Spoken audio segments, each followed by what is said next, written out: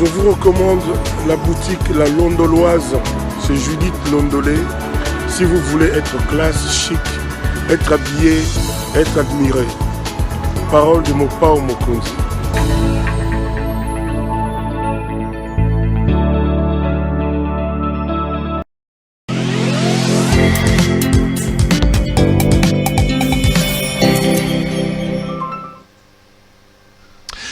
Madame, Messieurs, bonjour et bienvenue à ce nouveau numéro de l'émission Contre nous soit dit, ce magazine d'analyse d'actualité politique, sociale, économique et juridique qu'on a lancé ici à CPL Télévision, où nous prenons des questions importantes, retenons l'actualité dans plusieurs domaines avec un invité sur le plateau. On en débat. Vous le savez, le 17 mai, beaucoup parlent de la journée nationale des libérations, une journée qui a été désormais consacrée aux forces armées de la République démocratique du Congo. Quel était l'objectif de la révolution? Est-ce que Kabila a mené une guerre de libération ou plutôt une guerre d'occupation? Quel est l'héritage de Kabila après son assassinat en 2021? Son fils Joseph Kabila a-t-il poursuivi le combat, l'idéologie et le parcours de son père? On parle de toutes ces questions importantes liées notamment à cette guerre qui a été menée entre 1996 et 1997, la guerre ayant permis de mettre fin à 32 ans de dictature de M. Mobutu. Quoi de plus normal que de recevoir quelqu'un qui était et à l'intérieur, mais qui a aussi réussi à ajouter à cela la science, pour parler de ces combats, pour parler de cette guerre, pour parler de cette arrivée à Kinshasa. C'est M. India Omari. M. India Omari, bonjour. Bonjour, M. Perrault Loura. Grand plaisir de vous avoir sur ce plateau dans le cadre de cette émission. Vous êtes habillé, vous aussi, vous êtes dans cette histoire de mode pour soutenir les FARDC par rapport à l'état des sièges, parce que c'est devenu une sorte de mode, s'habiller comme ça. Je soutiens les FARDC comme un acquis du président Kabila parce que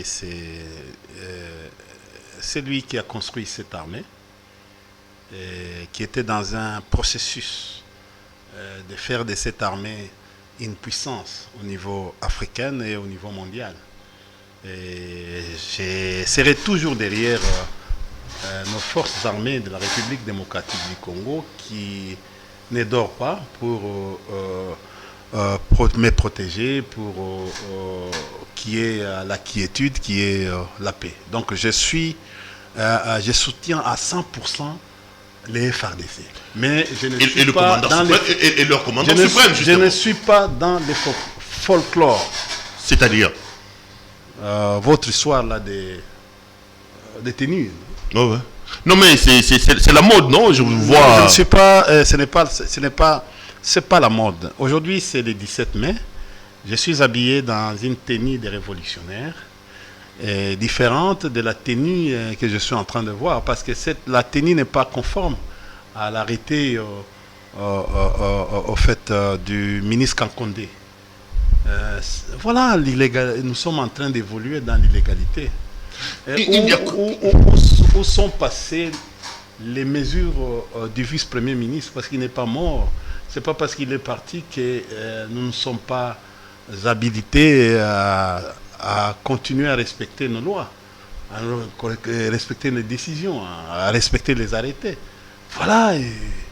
Les MM qui sont alignés au sacré sont en train de violer les Est-ce qu'il faut seulement parler d'un son discordant même quand la nation est engagée India?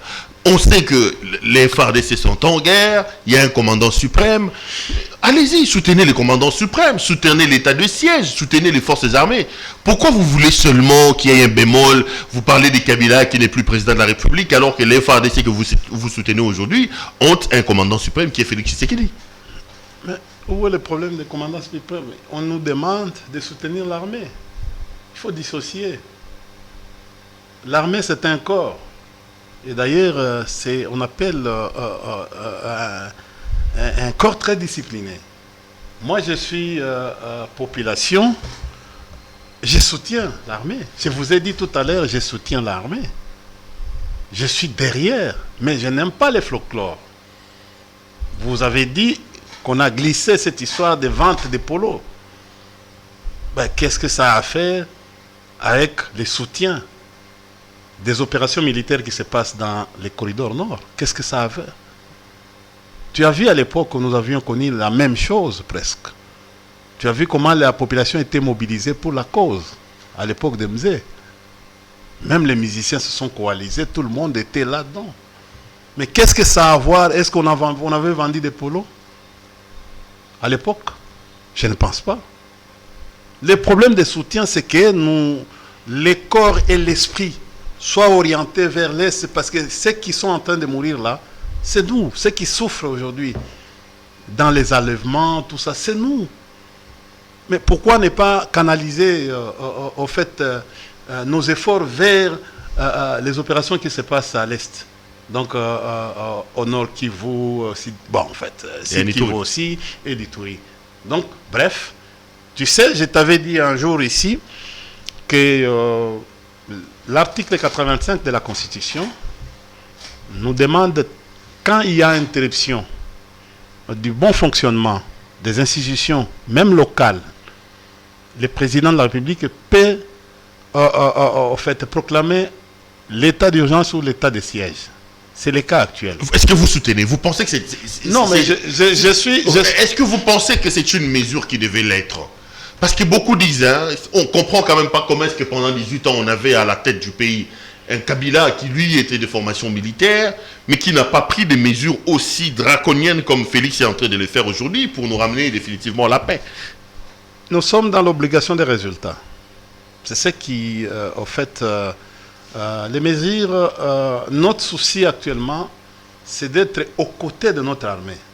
Parce que, vous savez, les éléments de manœuvre, donc parmi les 5 éléments de manœuvre, nous avons aussi une part de responsabilité dans les 5 éléments de manœuvre. Donc, donner les renseignements à ceux-là qui sont dans les opérations pour pouvoir vaincre l'ennemi. Dire là où l'ennemi...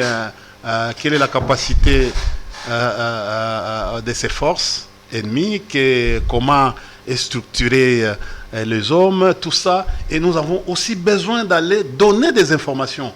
Mais c'est ça notre soutien, c'est ça notre part. S'il y a un problème ou si nous avons les moyens, comme vient de faire l'Assemblée, ça c'est du patriotisme, l'Assemblée nationale et le Sénat, en mettant des moyens à la disposition de l'armée. Ce sont des choses. Et ça, il faut que ça s'étend à travers la population. Donner à manger, donner à boire à nos forces. On en a fait à l'époque du président Kabila, et père et fils. Mais le problème, c'est quoi? Je vous ai parlé ici de l'article 85. C'est-à-dire, on nous dit, dès qu'on proclame, parce que ça va aller en adéquation avec la Constitution. Dès que le président proclame, il a bien fait, il a proclamé. Il a consulté les 2 chambres. Très bien. Il a consulté le Premier ministre. Très bien. Je soutiens. Mais l'Assemblée nationale devait l'accompagner. C'est-à-dire le président Mbosso devait déjà réunir l'Assemblée nationale et le Sénat pour se conformer à l'article 145, 144 et 145 de la Constitution, conformément à la demande de l'article 116. Après cela, parce que ce sont la procédure, les droits, c'est la fixité. Après cela, c'est l'article 85 alinéa dernier, donc à son dernier alinéa, ou in fine, qui parle que non, avant que les mesures se prennent, il faut une loi sur la modalité d'application qui devait être mise en proposition au Parlement et débattue et pratiquement votée et promulguée. C'est la procédure. Et c'est ça qui... Mais soutien au FARDC, je suis derrière. Je suis même à avant, parce que c'est une armée. Et je vais te donner un exemple. Le FARDC, c'est notre armée. C'est notre bébé. C'est notre acquis. C'est le président Kabila qui a mis l'arsenal, qui a mis cette armée, qui était au fait les armées des États, des petits États, des micro-États, qui sont venus dans les processus de mixage, d'intégration, sont mis ensemble. Et on construit, on met un arsenal, c'est-à-dire juridique, pour que cette institution-là, qui est encore, fonctionne. Mais aujourd'hui, nous sommes jaloux de cette armée-là, parce que c'est notre bébé. C'est grâce à notre prédisposition. C'est grâce à notre génie que nous avons constitué cette armée avec les systèmes, en les modernisant dans les systèmes où on peut retrouver les forces, les zones militaires même, où aujourd'hui nous avons une armée qui est dans les systèmes mondiaux, où on retrouve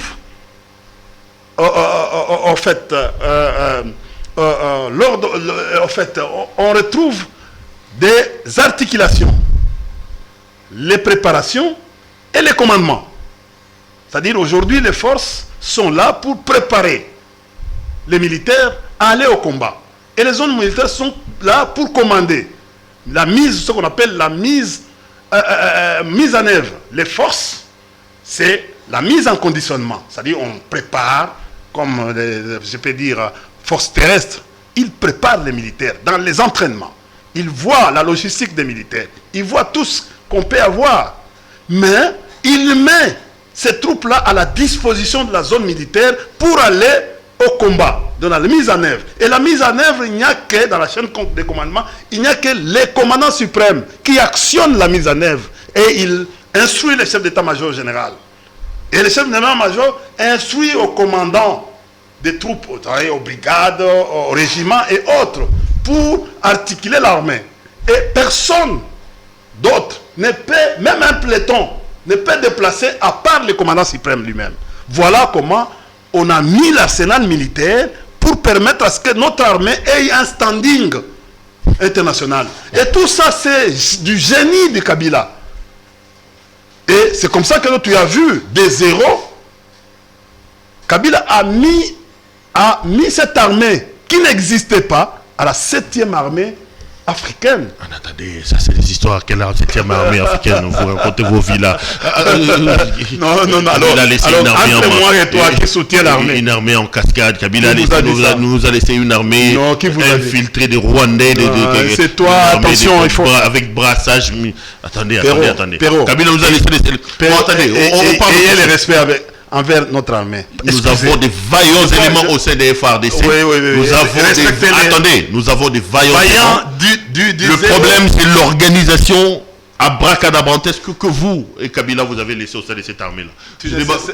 Après 3 ans, je ne cesserai jamais de parler de Kabila. Je crois que ça devient une chanson pour toi. Et c'est une bonne chose. Kabila a déjà quitté, ça fait 3 ans. Et après Kabila, je ne sais pas, vous avez formé quelle armée? Il y a une unité qui a été formée en dehors de cette armée-là. Attendez. C'est cette armée-là qui est utilisée à l'Est. Attendez. C'est cette armée-là aujourd'hui. Je voulais voir Perrault féliciter cette armée qui est en train de récupérer les localités. C'est la même armée. Il n'y a pas deux. Il n'y a pas une autre invention. C'est comme aujourd'hui. Kabila a trouvé... nous sommes arrivés ici les 16 et les 17. On arrive les 17. Et le premier budget de Kabila Père, c'était 200 millions. C'était 200 millions et puis 300 millions quand l'équipe de Mova est arrivée. Et l'équipe de Mova et les autres sont arrivés comme membres du gouvernement. C'est 300 millions. Et puis, par après, Kabila est arrivé à 12 ou 13 milliards comme budget aujourd'hui.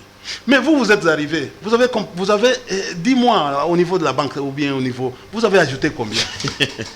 Oui, parce que Kabila vous laisse 1 milliard et 900. Mais aujourd'hui, dans la réserve, c'est combien? La différence, c'est que vous devez faire, c'est que, bon, tu dis que non, mais écoutez, Kabila a laissé $100. Moi, je suis arrivé après Kabila, j'ai donné 200. Maintenant, c'est 200. Là, on voit que non, il y a une évolution. Mais quand Kabila laisse 100, vous avez $10. Mais vous critiquez celui qui a laissé $100. Mais faites aussi un effort. Kabila a laissé telle route. Mais vous êtes arrivés, vous ne faites rien. Il y a des trous aujourd'hui. Mais dis-moi. Eh bien, je vous ai fait appeler pour qu'on parle de la révolution du 17 mai. Là, c'était juste une question parce que vous avez vu habillé en FARDC. Vous avez été Kadogo, même si beaucoup contestent ça. On dit que vous êtes un opportuniste, vous n'avez jamais été dans l'armée. Vous confirmez que vous êtes arrivé ici comme Kadogo à l'époque? J'étais dans l'armée. Je ne suis pas dans les citations. Je pense que non, mais Je n'aime pas des polémiques dans ma vie. Je suis politologue, je n'aime pas des polémiques dans la vie. Et les Kadogo, l'essence que nous avons donné à ces Kadogo, c'est que nous avons imaginé à un certain moment que ceux qui avaient l'espérance, parce qu'après avoir vaincu l'armée de Mobutu, nous avons compris que ceux qui avaient l'espérance, qui pourraient avoir la rigueur, la Vous vigueur. étiez venu en armes. C'est ma question. C'est ça ma première question. India, est-ce que vous étiez dans l'armée de l'AFDL? J'ai dit ceci. Est-ce que, en fait, c'est un mouvement de l'AFDL d'abord, c'est un mouvement de libération. Il y avait les cadres. On parlera du combat de l'AFDL. Non, mais je vais aller. Attendez. Je voudrais quand même qu'on lève un peu les autres. Répondez Vous pas oui. Vous voulez lever avec qui? Avec vous. Pourquoi? Moi, je ne suis pas dans les détails. Est-ce que vous, India Omari, oui, vous avez été dans l'armée de l'AFDL? Moi, je ne sais pas. L'AFDL n'a jamais été dans l'armée de libération. Dans l'armée de libération. Non, c'était un mouvement de libération. C'est ça la différence entre les rébellions et les mouvements. Ceux qui ont fait les relations internationales il faut aller étudier ça. Les mouvements de libération prennent les États, prennent les autres armées du monde et pratiquement la population et les avez-vous été dans ce mouvement-là comme soldat? J'ai été dans ce mouvement comme responsable étatique. Et responsable sur la chaîne de commandement. Ok, c'est bon, c'est ce que je voulais. Parce qu'il y a beaucoup de polémiques autour de vous. À Kosaka, même où est le problème? Moi, je ne suis pas dans vos polémiques inutiles. Tu vois, je ne suis pas dans vos polémiques inutiles. Vous avez suffisamment de collègues qu'on s'appelle souvent des Massoua et tout. Écoutez, ils peuvent. Il y a des gens, l'histoire ne saute pas. Dis-moi, le 17 mai 97, vous êtes où, vous, India Omari? Vous vivez la libération du Congo. Je ne viens pas parler de moi ici. On fait un témoignage, India. C'est moi qui pose des questions. Le micro. Non, mais moi, je vais plus aller sur votre questionnaire. Tu as vu, tu as posé une problématique. Les objectifs je viendrai à mes objectifs. Moi, le 17, j'habite Bandal.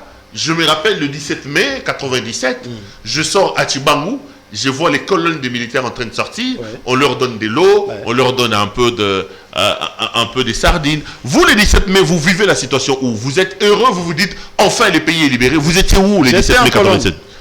J'étais en colonne dans le fil indien et en train de prendre un bâton de commandement. Et écoutez, comme mouvement de libération, on a libéré les pays. Vous étiez parmi les gens qui sont arrivés. Ces colonnes que nous, on applaudissait à cette époque-là. Donc vous étiez parmi les gens que moi, j'applaudissais. Hein? Quand tu veux fouiller, tu vas voir, tu veux fouiller. Attends. Pourquoi ça vous embête que je parle de votre histoire? Mais attends. C'est parce que je ne savais pas que tu m'as appelé pour ça. Non, tu vas les regarder. À la RFI ou bien dans les journaux à l'époque, belges ou français, tu retrouveras quelqu'un qui avait une mallette, un jeune, une mallette. Parce que je me rappelle, j'étais aussi parmi les collaborateurs de Deogracia Bouguera, même quand nous avons été au CPP. Et puis plus tard, secrétaire des cabinets du secrétaire général des CPP, Raphaël Genda, qui vient de faire son discours, et puis j'ai avec Longanjo, le professeur Longanjo, le professeur Wingenga, tout ça et les autres. J'étais dans l'alliance. Pas comme un... Non, j'étais un dirigeant dans l'alliance. Et ma voix portée. Et ceux qui étaient aux alentours savaient. Et on nous appelait des cadres politiques et politico-militaires. Donc, et puis plus tard, on a évolué, Mouzé a compris notre intelligence, il nous a envoyés dans les études. Ok. India, parlons de la problématique pour laquelle je vous ai fait venir ici, la question de la libération ou la question de l'occupation.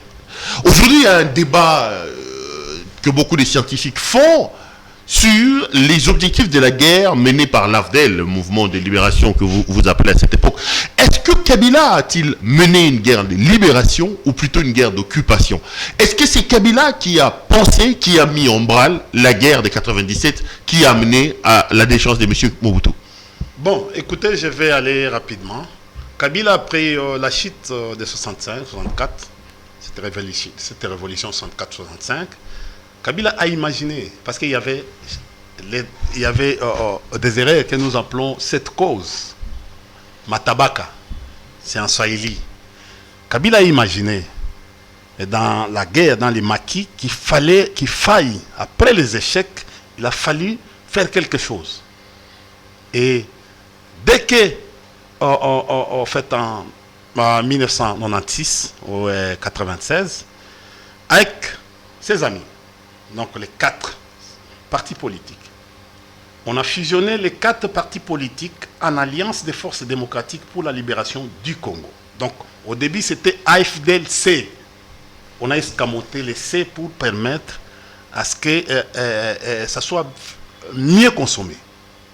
Et ces 4 partis politiques qui ont formé l'Alliance des forces démocratiques pour la libération du Congo ont signé un protocole d'accord, pas l'accord, l'accord de l'Éméra, protocole d'accord de l'Éméra, fusionnant les 4 partis politiques en alliance. Ça a été signé le 18 octobre 1996. Et suivi... Là, la guerre a déjà commencé. Non. Ils étaient au maquis, à l'Éméra.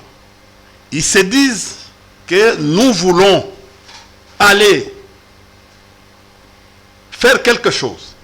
Et c'est lorsqu'ils se sont réunis avec des objectifs, l'objectif, je vais te dire tout à l'heure, ils se disent, voilà, moi mes idées, moi qui suis Singandou, voilà les idées. Moi, Laurent Désiré, voilà les idées. Moi, en fait, Massassou, voilà mes idées. Moi, Bouguera, voilà les idées. Les 4 se mettent ensemble, ils produisent les protocoles d'accord.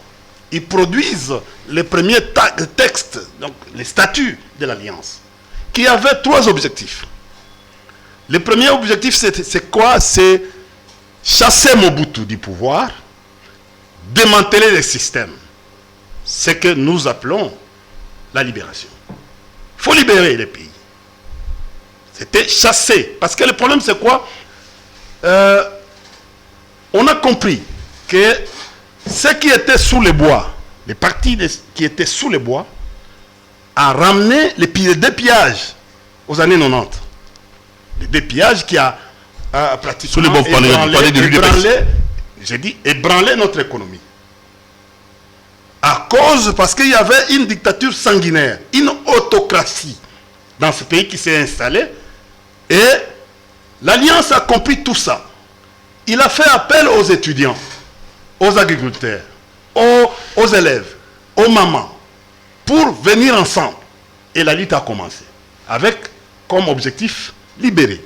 Deuxième objectif de l'Alliance, c'était démocratiser ces pays pour instaurer un état de droit. Ce n'est pas moi qui invente, c'est dans les textes de l'Alliance, les statuts de l'Alliance, que nous appelons à l'époque la constitution de l'Alliance. Et troisième objectif, c'était de construire ce pays pour amener le peuple au développement. Voilà les 3 étapes. Libérer, démocratiser, instaurer un état de droit, construire et développer. Mais ça, avec un porte-parole, c'était Mzé, qui était le commandant de ces mouvements de libération. Donc, dans ces mouvements de libération, on avait aussi d'autres États qui avaient mal à partir avec Mobutu, comme le Tchad, comme la République centrafricaine, comme l'Ouganda, comme en fait Zambie, comme Angola, en fait comme Burundi, comme Rwanda. Parce qu'ils avaient aussi d'autres problèmes avec Mobutu. Pour eux, Mobutu aussi était un franc. Ils se sont associés à nous. Ils ont mis, comme la Zambie a mis la logistique, l'Angola a mis la logistique, le Tchad nous a aidés avec ses troupes. Et Et nous avons mené cette guerre qu'on appelle le mouvement de libération, qui est différente de rébellions qui peuvent s'éclater autour des nationaux. Là, il y avait les nationaux et les États. Et c'est comme ça que nous, dans le lexique des relations internationales, on appelle mouvement de libération. Parce que nous avons demandé l'appui des autres États. Et quand vous allez aller dans les lexiques, vous allez voir la différence entre une guerre interétatique et une guerre intra-étatique, de plusieurs sortes, sur les plans géostratégiques. Donc, voilà les 3 étapes, les objectifs. Est-ce qu'aujourd'hui, la question des Perrault, que vous avez posée comme problématique, est-ce que nous suivons les prescrits de l'Alliance? Est-ce que nous sommes sur le chemin? Avant d'en arriver là, débloyons les terrains. Quand vous regardez, vous lisez certains ouvrages, ou vous regardez un documentaire dont les plus célèbres sur 7 mois de marche vers Kinshasa, vous avez un homme comme Bouguera qui explique que c'est lui qui amène pour la première fois à présenter Laurent Désiré Kabila à Kagame, et qui explique que clairement que la guerre au départ, c'était plutôt une guerre géostratégique pensée par le Rwanda, par l'Ouganda, qui avait notamment envie de repousser vers l'intérieur du Congo les Interamouins, et que pour congoliser cette guerre-là, c'est comme ça qu'on est allé chercher M. Laurent Désiré Kabila comme une sorte de marionnette. Vous dites c'est faux. Est-ce que c'est Kabila qui a pensé la guerre, ou Kabila a-t-il été récupéré comme une marionnette pour donner un visage congolais à une guerre pensée et mise en branle par l'étranger? Tu es encore dans les citations. Je pose des questions. Dans les faits. Je pose des questions. Parce que tu as dit Bouguera, il devait terminer avec son récit. Qui a amené Bouguera a vu Mouzé où? Pour les ramener où? Mouzé à cette époque était où? Moi je me rappelle que Mouzé était en Ouganda. Quand il faut fouiller, il faut fouiner l'historique. Je me rappelle encore, moi j'ai étudié à Moba aussi. J'ai vécu la guerre, les 2 guerres de Moba, Moba 1 et Moba 2. Avec, à cette époque, il y avait un certain colonel Bozela, Kalemi, tous les Kalemiards, il faut poser la question. Il y avait un certain capitaine qui s'appelait, au camp marin, qui s'appelait Liwanga. Je crois que non. Nos amis là ne se sont pas inspirés sur les acteurs clés pour avoir un bon récit, enfin d'aller. Vous savez, on écrit des livres. Est-ce que ces livres-là sont importants aujourd'hui quand on ne touche pas l'essentiel? Dans cette fameuse guerre, il faut demander, il faut poser des questions à des gens comme Liwanga qui sont encore vivants. Bozela, il est paix à son âme. Il est mort. Mzé est mort. Oui, Bouguera, moi j'ai travaillé, je ne dis pas pour les uns, les autres savent, même quand il a installé, en fait, c'est les pétroleums ici, j'ai été, il m'appelait tout le temps, au mari, tout ça, ceux qui connaissent l'AFDL savent. Et quand vous regardez plus, vous parcourez un certain nombre de photos, souvenirs à l'époque, vous allez retrouver les jeunes, en fait, les messieurs qui vous parlent ici. Donc, je ne suis pas né de la dernière pluie. C'est comme ça que nous, beaucoup de témoignages, on renvoie toujours aux journalistes vers moi. Des grands témoignages de l'histoire de l'AFDL. On les renvoie vers moi pour faire un témoignage. Bon, tu sais, l'Alliance, c'est à des étapes qu'on a recruté les gens jusqu'à Kinshasa, jusqu'en Europe. On a recruté des gens. Petit à petit, quand on avançait, on recrutait les gens au fur et à mesure. Donc, il y a des étapes. Si Bouguera dit que non, ben, on est allé les présenter chez Kagame. Mais il doit y avoir des preuves. Il ne faut pas seulement vous contenter de sa version, parce qu'il a donné une version à un journaliste qui n'a pas approfondi pratiquement ses qualités journalistiques pour aller avoir de la matière. Vous voyez? Bon, il y a des gens qui ont participé à l'Alliance, qui sont encore vivants. Et pourquoi ne pas poser la question? Nous avons les vieux Kazadi Nyambo qui est encore là, il est vivant. Pourquoi ne pas poser la question? Nous avons les Genda qui sont arrivés à Goma, et à l'étape de Goma. Nous avons encore nos vieux qui sont encore là, qui ne sont pas morts. à qui on peut aller fouiner l'historique. Même les vieux qui parlent swahili, qui n'écrivaient même pas, mais qui avaient, les vieux, les babembe qui sont là, qui n'écrivaient pas, mais qui avaient les récits politiques de ce que nous avons fait comme aventure militaire. Je reviens à ma problématique. Les peuples congolais. Je reviens à ma problématique. Ouais. Les 17 mai, est-ce qu'une guerre de libération, une guerre d'occupation? Là, vous avez répondu, vous avez dit que l'objectif était de libérer. Ouais. Quel avenir, quelle idéologie Laurent Désiré Kabila a-t-elle amené au Congo? Et est-ce que vous pensez que Laurent Désiré Kabila a survécu par rapport à son idéologie, par rapport à son combat? Quel est, en termes d'héritage, est-ce que vous pensez que celui qui est arrivé après, Joseph Kabila, a-t-il conservé le combat et l'héritage de son père, Laurent Désiré Kabila? Très bien. Je te trouve très intéressant et très mature. L'idéologie, c'est la social-démocratie. Mettre l'homme au centre de toutes les préoccupations. C'était ça l'idée de l'AFDEL. Mettre l'homme comme moteur du développement, comme transformateur de cette société. S'investir à cet homme. D'abord, c'est de là que vient le mot Kadogo, l'espoir de cette jeunesse. Quand tu retrouves tout autour de l'environnement des musées, c'était des jeunes gens à qui lui-même faisait le socratisme.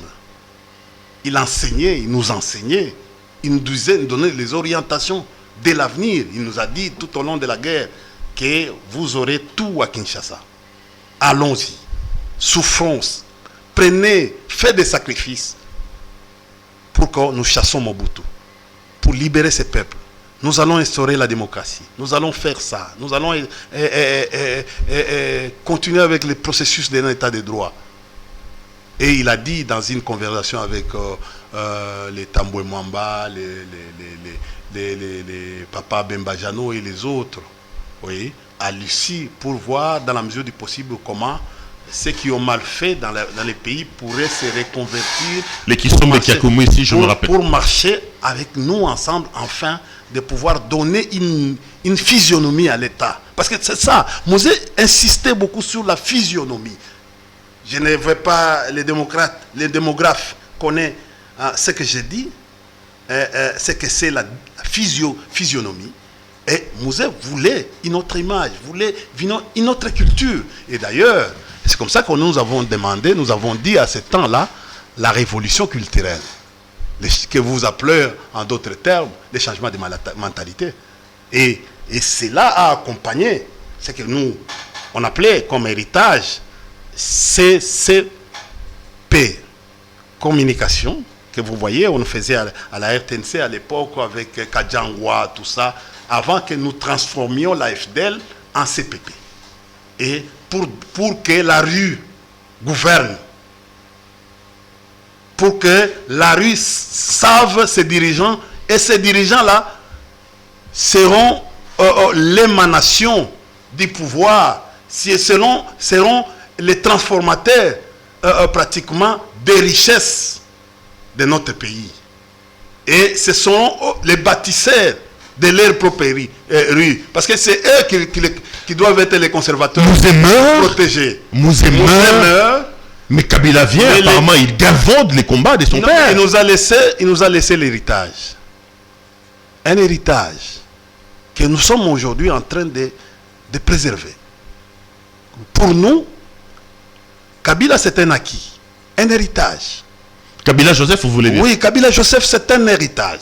Kabila qui arrive et qui prend tous les combattants de son père, les Raphaël Guinda, les Babimbaï, les Moïse Kongolo, les Gaëtan Kakouji. Il met dehors, il prend des personnes qui ont combattu son père, que ton papa a qualifié à un moment donné, des conglomérats d'aventuriers, les Roubérois, les Lambert Mende, les Alexis Tambomamba, et il fait de sa ceinture. Déjà départ, la composition de la ceinture de Kabila, on sent que Joseph Kabila se sépare de l'idéologie et des combats de son papa. Mais je trouvais quand nous sommes arrivés ici, Kabila n'avait pas l'idée de diviser comme nous sommes en train de vivre aujourd'hui. Il ne divisait pas les communautés. Kabila n'avait jamais l'idée de diviser les gens. Vous parlez de quel Kabila? Laurent Désiré ou Kabila Joseph? Kabila père. Les soldats du peuple. Nous parlons après Kabila. Le soldat du peuple, le soldat du peuple décède en 2001. C'est ça, Joseph prend le pouvoir. Il a inculqué l'idéologie à nous.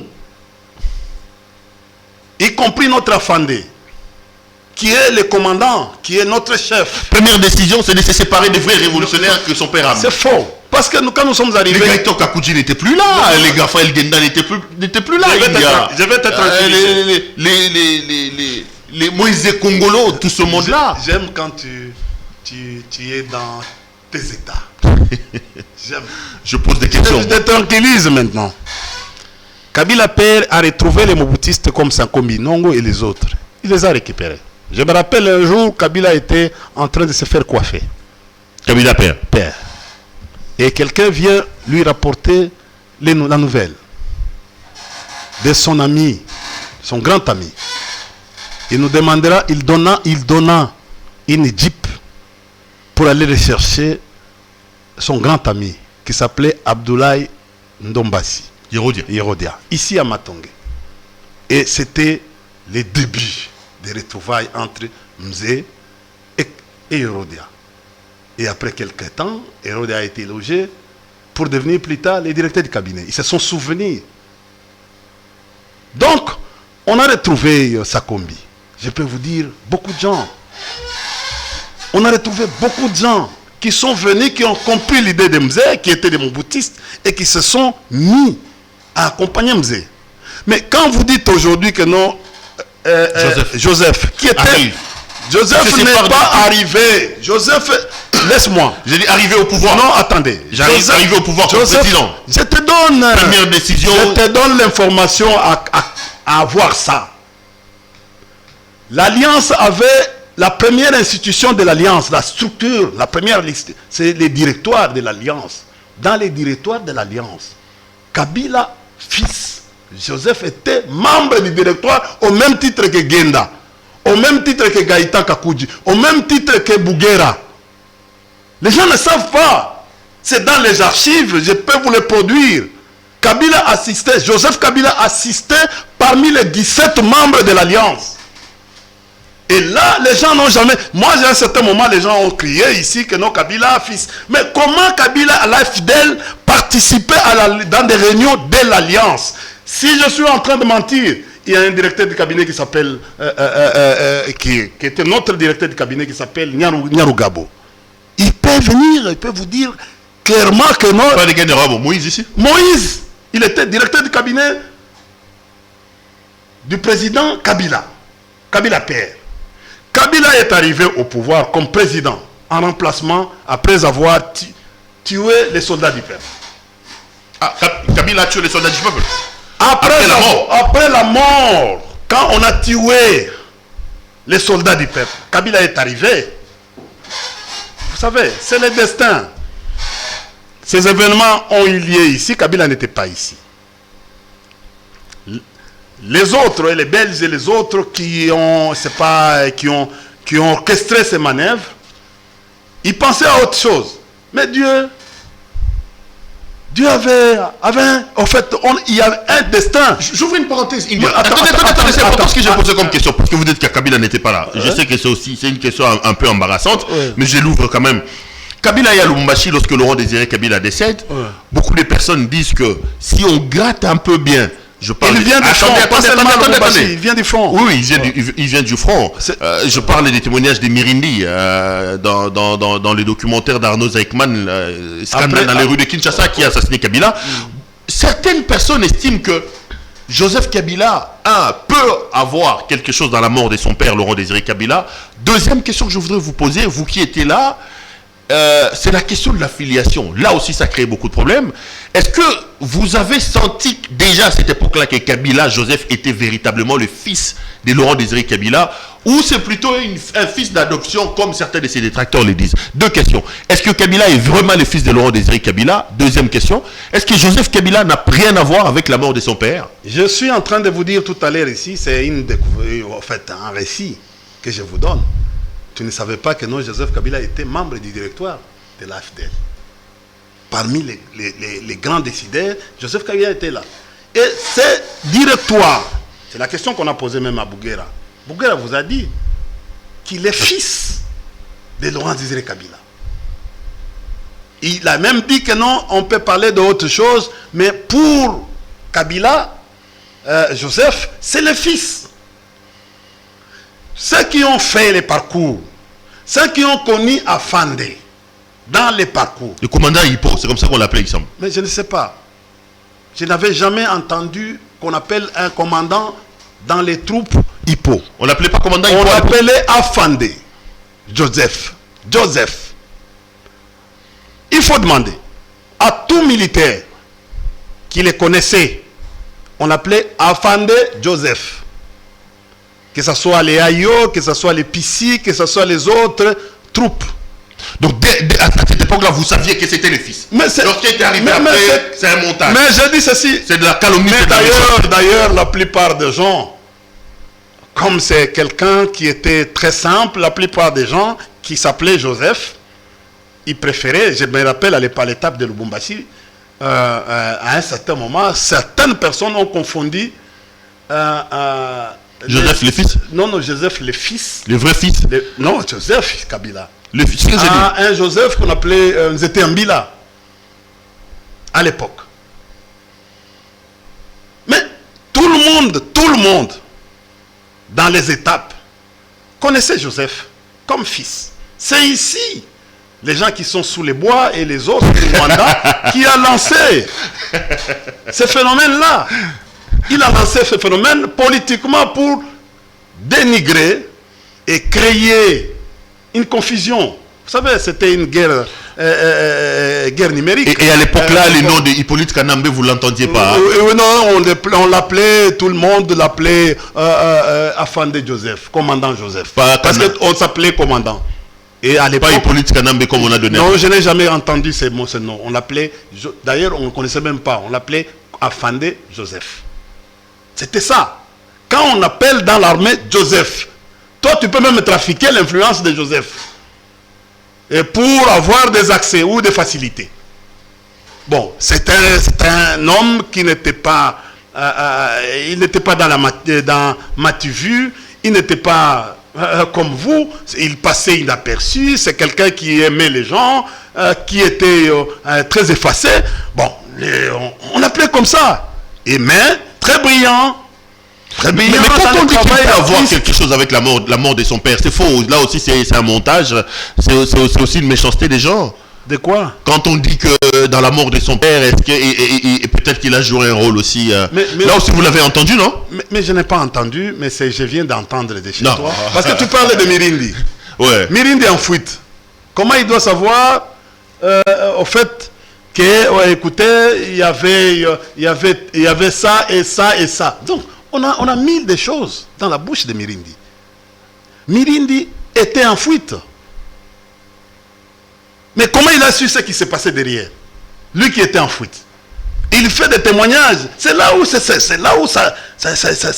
hein, on sent que non, il y a quelque sorte de l'ambiguïté. Tous. Moi, je me rappelle. J'arrive, comme j'étais conseiller de Raphaël Genda. C'est moi qui avais les clés du cabinet de Raphaël. Je viens, j'ouvre la porte. Il y a la deuxième personne après moi, c'était Bols Difima, qui avait Fumu Bols. Le fameux chef coutumier qu'on a. À l'époque, il n'était pas chef coutumier. En fait, il n'était pas chef coutumier. Il était responsable de la sécurité qu'on appelait CEPO. Son bureau était en bas. Moi j'étais dans l'antichambre du secrétaire général. On nous apprend. Et moi... On vous apprend que Moussa a été abattu. Oui, abattu. Et après 5 minutes, c'est Cheikh Okitundu qui arrive. Et il me demande de descendre. On a parlé avec lui. Et nous avons appelé, moi et Cheikh Okitundu là. Il demande d'appeler Genda et d'appeler Sakombi et professeur Wingenga et professeur Longanjo. Nous avons commencé les démarches parce que les directoires devaient se réunir. Il y avait des membres du directoire qui n'étaient pas là. avant de se réunir, il fallait piquer directement vers le palais de Marbre. Et c'était ça l'idée de Cheikh Kitundu. Il a fallu commencer à regarder les répertoires, commencer à appeler. Parce que souvent, c'est moi qui appelais quand il y a une réunion, qui prenait les répertoires avec mon télécell pour appeler tous ces responsables membres du directoire. Et on a commencé ce travail. Mais je vois très mal aujourd'hui qu'on peut me raconter une histoire du genre. Et d'ailleurs, même quand on a transformé les CPP, les LAFDEL en CPP, les membres du directoire, on a retrouvé encore les mêmes membres du directoire qui se sont mités dans les CPP. Chers frères, pourquoi mentir? La science, tu sais, Thomas Hobbes, j'aime Thomas Hobbes, qui dit le départ de toute connaissance, c'est un fait. Ça se résout par les faits.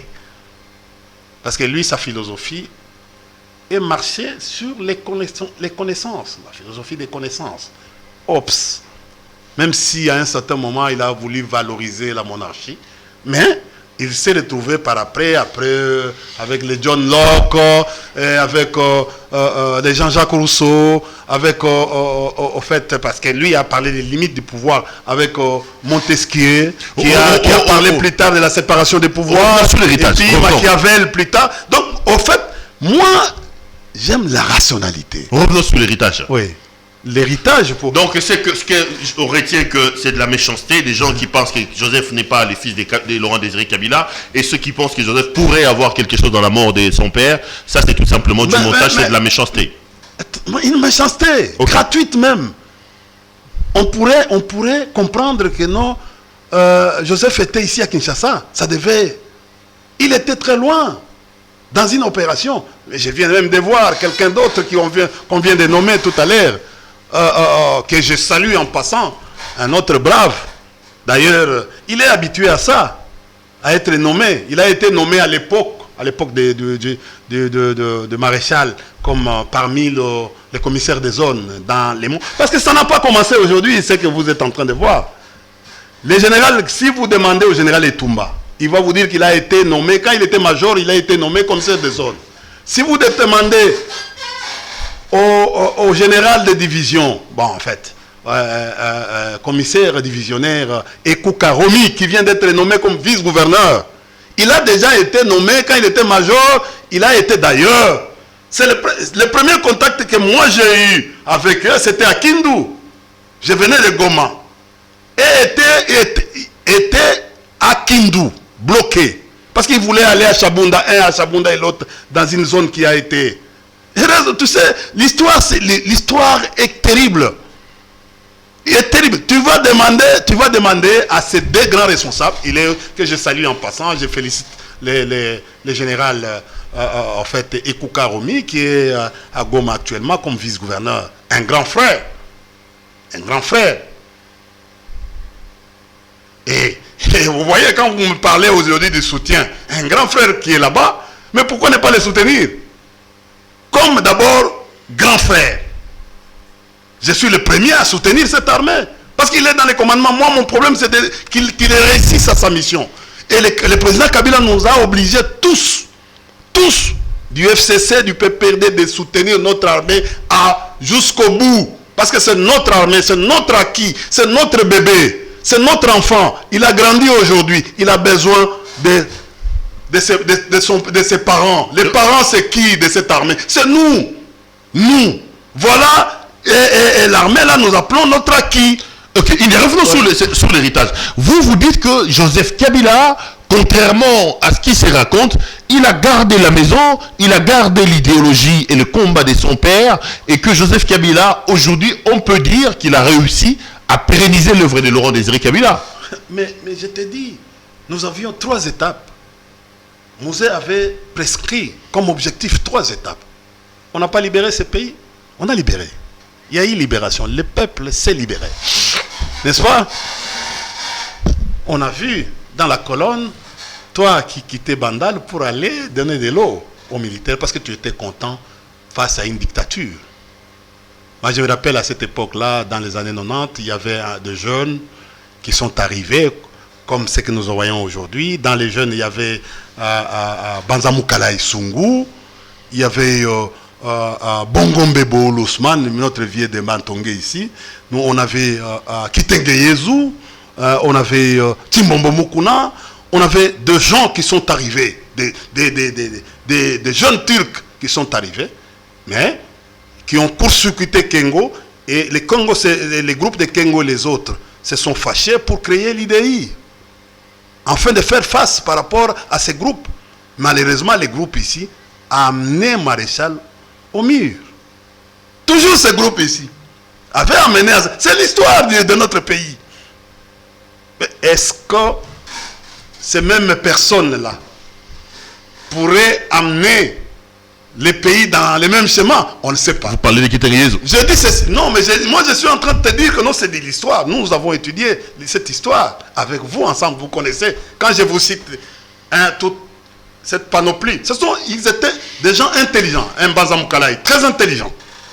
Un homme comme Timbombo Mukunu, très intelligent. Bongombe Ousmane, le roi des tricotacs, très intelligent. Il avait toute une panoplie de gens intelligents. Le vieux philosophe Kitenge Yezu, intelligent. Mais la stratégie a été dispersée jusqu'à ce que Mobutu a perdu. Pourquoi Mobutu a perdu à cette époque? Parce qu'ils ont créé une division avec ceux qui ont vécu, les Kengo et les autres. Le schéma, c'était quoi? Mobutu a été affaibli par la division, par les conflits. Parce que les conflits étaient nés à l'interne. Quand les conflits étaient nés à l'interne, il y a eu éclatement qui a fait à ce que Mobutu a été affaibli et nous sommes arrivés avec l'Alliance. Aujourd'hui, nous sommes en train de vivre presque les mêmes schémas qu'on nous présente. On va faire bientôt une heure india. Revenons sur ce. Donc, vous pensez que Kabila a parachevé l'œuvre de son père? Kabila a fait ses missions. Après la libération, Kabila est venu avec la démocratie. Il y a eu 3 étapes déjà de la démocratie. Kabila a ouvert. Aujourd'hui, il n'y a pas un autre arrêté ou il n'y a pas un autre support qui vous permet que nos amis qui sont arrivés sont venus pour vous demander, vous, les multipartis ou au fait, au niveau de la presse. C'est Kabila. La presse aujourd'hui, il y avait combien? Il y avait la RTNC, Antenne A, et une autre TKM. En fait TKM, et il y avait Raga. Mais celui qui a ouvert aujourd'hui, qui a multiplié, c'est Kabila, qui vous a donné l'arsenal même pour votre protection. C'est Kabila.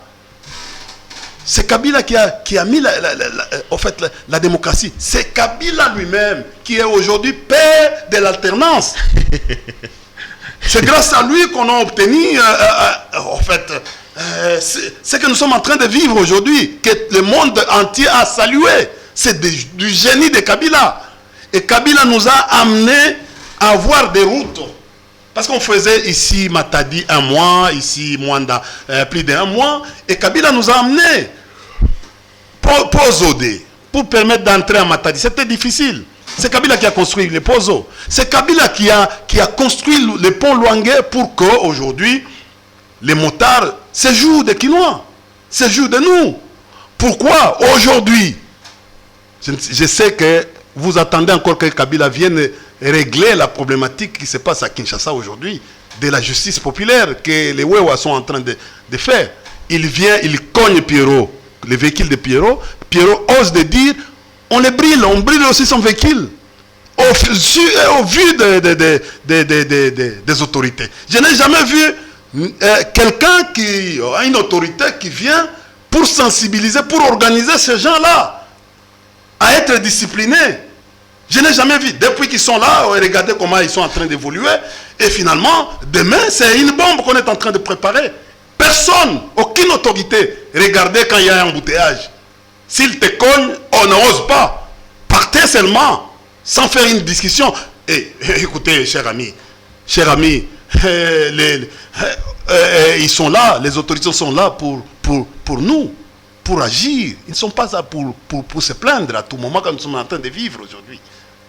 On a mis les gens au pouvoir, Nous avons voté les gens. Et ces gens-là commencent à se plaindre. Ils viennent avec une politique de bouc émissaire. Cher ami, la politique des boucs émissaires en politologie ne réussit pas. L'enfer, c'est l'autre. C'est ce que vous pensez? Oui, l'enfer, comme Simone de Beauvoir disait, l'enfer, c'est l'autre. Oui, l'enfer, c'est l'autre. C'est ce que nous sommes en train de vivre. Vous venez au pouvoir, les denrées alimentaires de première nécessité montent. Vous dites non, c'est Kabila qui a fait ça. Vous avez pillé, cher ami. Vous avez amené 2 pillages dans ce pays. Si aujourd'hui nos parents sont allés en chômage, on a vu les enfants, les phénomènes des enfants sorciers. C'est ces partis-là, sous les bois, qui a amené tout ça. Mais pourquoi on pensait que non, ils vont faire un défi par rapport à l'économie? Malheureusement, ils nous amènent dans une politique de bouc émissaire. On va terminer l'émission. Les Congolais vous regardent. Ça sera la dernière question. C'est le 17. Qu'est-ce que vous aimeriez que le Congo, que le Congolais garde en mémoire de Laurent Désiré Kabila et que vous aimeriez que le Congolais retienne par rapport à ces combats et par rapport à cette journée du 17 mai? Écoutez, d'abord, les Congolais doivent retenir une chose. Mobutu nous a laissé des acquis que Mzee a protégés, comme l'unité nationale. Mzee l'a protégé. Kabila Joseph l'a protégé. C'est vraiment un acquis. Aujourd'hui, nous sommes en train de voir ce qui se passe. Je ne vais pas trop vous relater sur ces phénomènes qui commencent à nous laisser perplexes. Et ici, je propose que nos amis rassemblent, fédèrent, toutes les communautés, fédèrent autour. Pour gagner quelque chose, il faut fédérer, il faut mobiliser.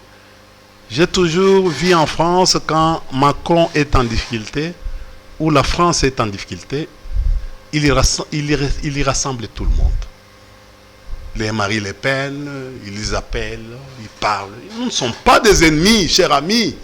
Vous qui êtes sous les bois, vous êtes venus avec une politique qui est escrable, qui pose problème. Vous pensez, hier, quand vous viviez, vous ne vivez pas avec nous. Parce que nous, on vous contactait. Il n'y a aucun politique, aucun opposant qui peut aujourd'hui dire que non, moi, j'ai fait 10 ans et je n'avais rien, je n'avais jamais obtenu un 10 francs de tel. Même pour des raisons d'amitié. Même pour des raisons de tel. On vit en communauté. Nous sommes africains. Nous nous entraidons. Ne faisons pas de la politique une sorte de haine, comme nous sommes en train de constater. Non. Kabila et ses hommes ne sont pas des diables. Ne sont pas des non-Congolais. Ce sont des Congolais qui ont le même sang que vous. Mais la démocratie, c'est la contradiction. La beauté de la démocratie, c'est la contradiction. Mais ce que nous sommes en train de vivre, les retours en force de la dictature, ne plaît plus. Quand on vous dit que le savon le coq a quitté 200 francs à... Vous devez vous gêner à 700 francs, 800 francs. Vous devez vous gêner. Les sacs de Madessou, les transports, et au fait, les omelettes, et ainsi de suite. Les gens en ont marre. Aujourd'hui, on a multiplié de quelque chose qui coûtait 50 francs congolais, et aujourd'hui, coûte à 300 francs congolais, après le départ de Kabila. C'est grave. Une unité. C'est ce que nous sommes en train de vivre. Le crédit. Qui coûtait moins cher. Et en fait, à un prix abordable. Aujourd'hui, c'est grave. Et surtout avec votre système de RAM. On pensait qu'on a suspendu, mais on va vous faire encore des unités hier. Et puis, en plus des RAM, cher ami, voilà une autre information que je vais vous donner. On nous amène finalement vos histoires de COP ou rétrocommission ou quoi, tout ça. On ne comprend plus. Vous nous amenez encore code numérique. Tu sais, c'est une histoire ici. Toi, code numérique. Le ministre, il a fait un colloque au moment où il y a une loi. Le président Bosso, la justice, le procureur général, la justice c'est de l'équité. Vous avez condamné M. Tunda, Yakasende, VPM, à l'époque. Mais ici, notre ami du ministère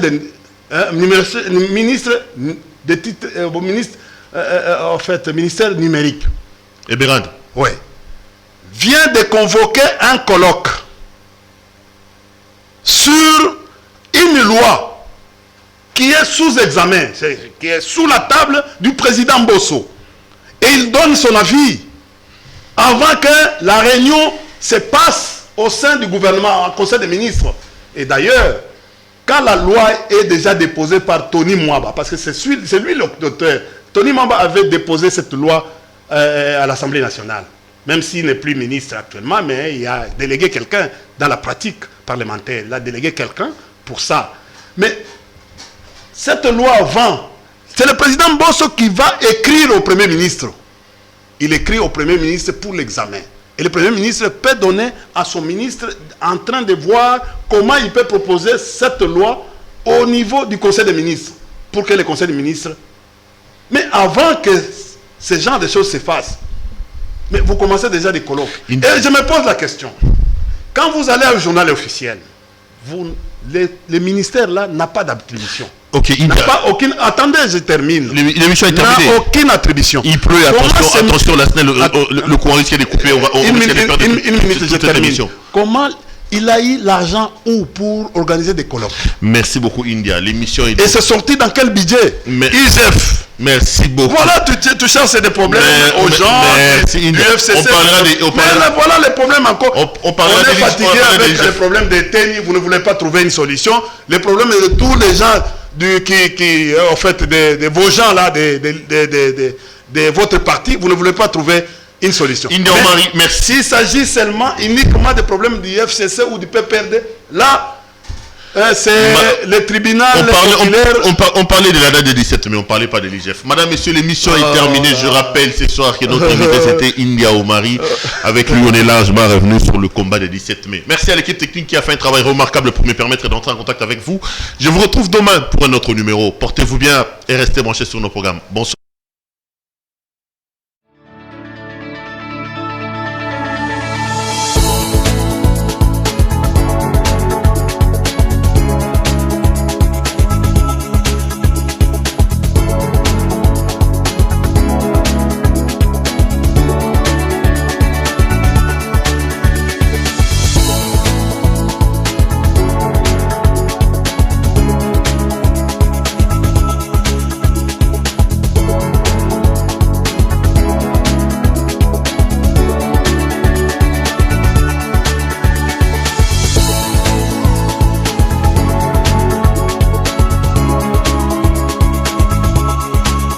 Je vous recommande la boutique La Londoloise, c'est Judith Londolé. Si vous voulez être classe, chic, être habillé, être admiré. Parole de Mopao Mokonzi.